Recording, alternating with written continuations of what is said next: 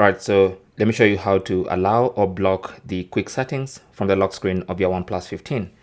So accessing the quick settings is one thing, but accessing the quick settings from the lock screen is something else. And that has something to do with security. Someone can come even without the password to your phone, can come and put your phone in flight mode, for instance, can turn on the torch, they can turn off Wi-Fi. So all these things pose security risks. So let me show you how to enable or disable, basically lock or unlock the quick settings from the lock screen. So you want to swipe down to the quick settings and then tap on these three dots and then select customize quick settings.